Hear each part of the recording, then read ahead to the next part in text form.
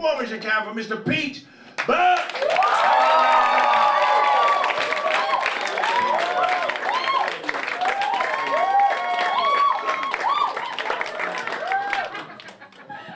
Hello, Crouch End!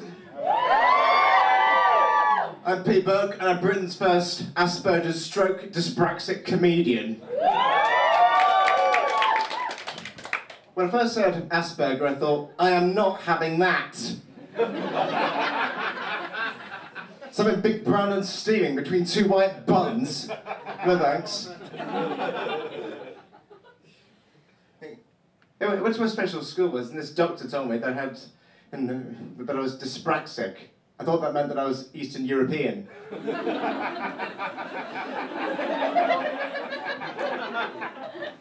One of the problems with Asperger's is that we have problems with maintaining eye contact, so please do not be offended if I can't look at you properly tonight.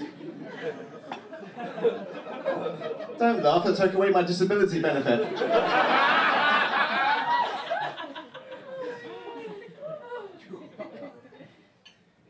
The thing about Asperger's, which is what we're called for short, by the way, is the way our brains process information. Like, for example, I was in this club on my own, right, and this girl came up to me, and she asked if I had a light, and I thought she was looking for a torch. And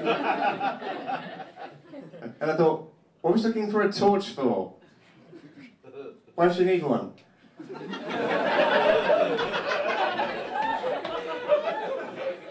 And how does she know that I work at the local cinema? The club was dark, but it weren't that dark. So anyway, eventually, she just held up a packet of cigarettes to help me understand. And I just went, sorry, don't smoke. She got confused and wandered off. Yeah. So I got home and told my mum about it, and she just said, Pete, love. She didn't really want to late. She just wanted an excuse to have a conversation with you. And I said, well, why the fuck didn't she say so? And why are you talking like Mrs. Brown?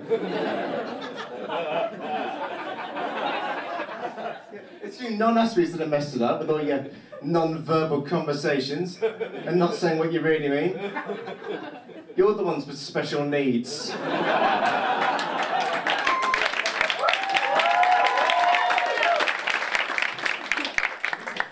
We don't really call you non-Aspergers in case you start to feel discriminated. You're actually known in the trade as neurotypical.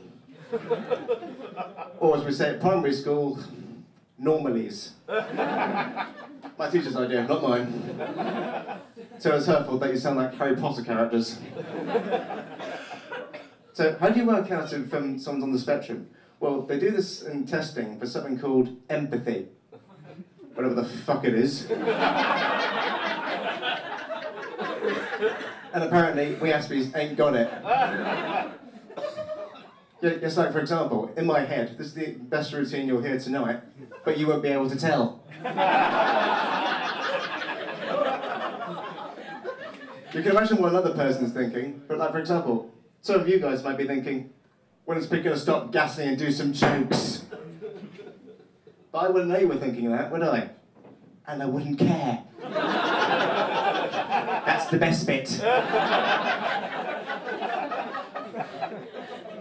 It's hard enough to get a job without disabilities. I've tried loads of part-time jobs. I had a job once as a waiter in Britain's first Bush Tucker restaurant. You know, the ones they have just like in I'm a Celebrity? You know, monkey testicles and white wine.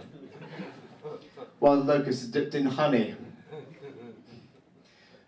One night this woman came in and she asked me for a chef's recommendation and I said, have you tried a cock or two in cider?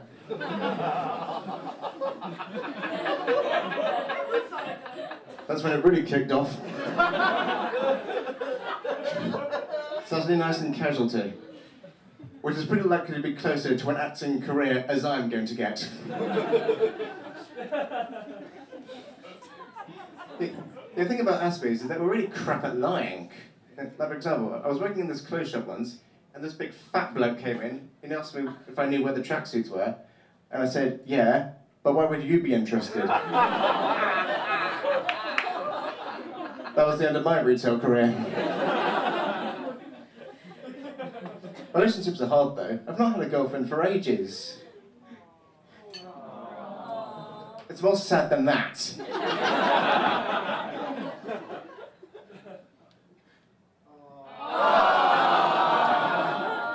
Well, thank you so much for the delayed response. Can you imagine being on a date with someone with whom you can't even look at, and someone who can only tell the truth? I went on this date once with this other girl who was also an Aspie, and it was through this dating website called Aspie Affections, or as it's now called, wrongplanet.com. There's nothing patronising there.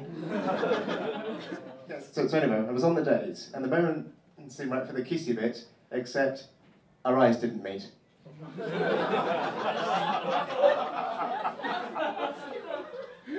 I asked her if she wanted to meet up again, and she said, no.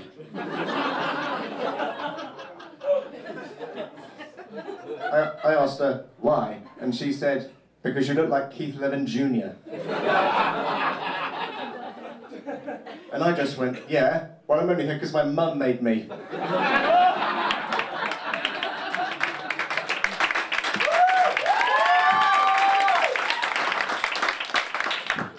And I think life would be better if life had subtitles, you know, just like a French film. Yeah, we're going to use one of those.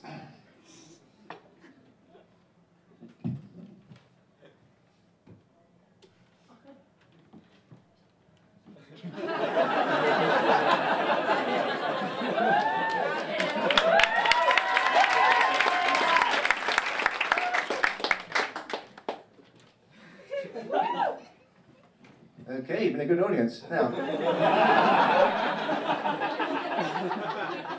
I would like to leave you with a little poem. Roses are red, violets are blue. I've also got ADHD.